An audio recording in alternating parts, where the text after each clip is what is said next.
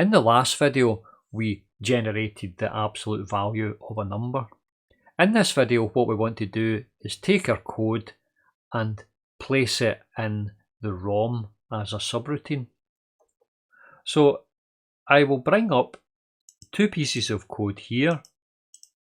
So the one on the left is the actual calling function, and the one on the right is the subroutine. So this code here on the right is what is placed within the ROM as a subroutine. So all we're really going to need whenever we generate the absolute value of the function is what we have on the left. And I have added a few extra commands in order to make this whole process a lot simpler and more seamless. So previously what we had to do with the push command and the pop command, and also with the subtract commands and the compare command, is we had to have the values in the registers. So the values had to be placed in a register, and then we could do the push the value from the register onto the stack. And also we had to use the store commands as well, and the compare command, value had to be on the stack. So I've generated extra commands within the assembler in order to cut out that process of having to place the values onto the registers.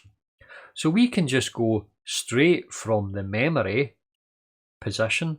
We can take the contents of a memory position and we can pop that straight onto the stack. We can push that straight onto the stack, sorry. And also we can pop the values off of the stack straight into memory. So we don't need to go this middle route through the registers. So it means that in order for us to generate this absolute value function now, we only really need 3 lines.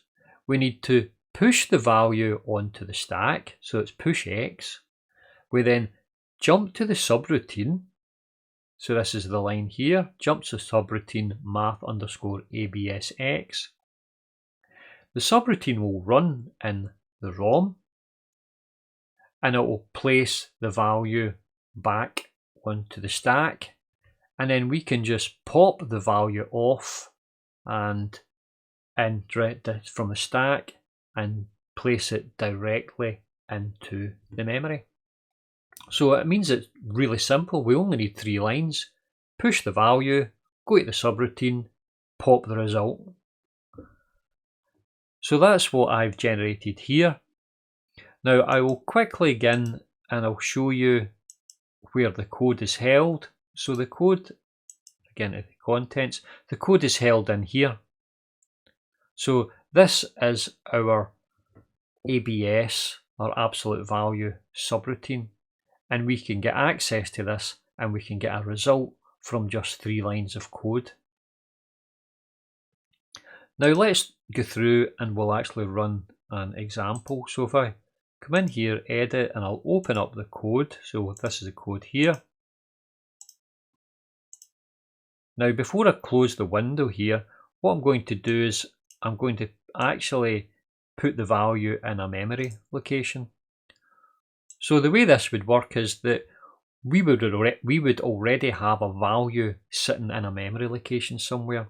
So let's say the value was -2. So if I put in FFFE, so that's -2 in 2's complement.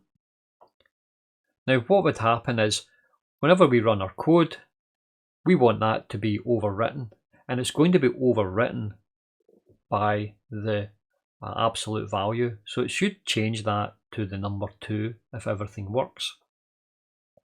So the way that our ABS function here, our subroutine, is going to work is it's actually going to overwrite that value. So if you need that value for something, you'll have to copy it out first of all and put it somewhere else. Okay. Now we could write the ABS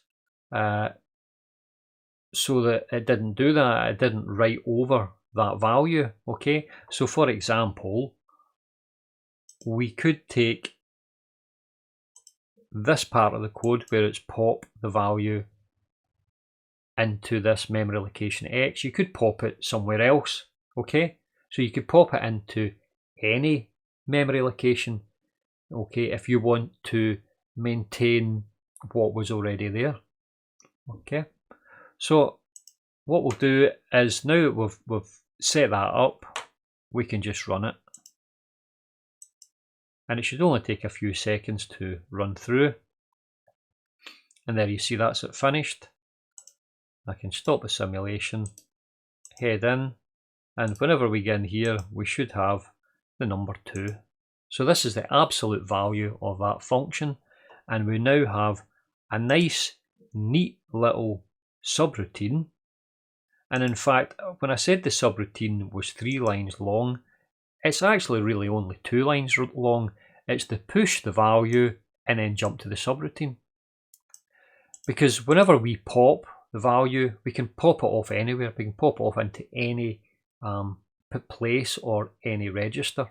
Okay, so it's really only, for generating the function, it's really only 2 lines. We push it and then we jump to the subroutine. So that's all for this video. The other mathematical subroutines that we're going to generate will be done in a similar way.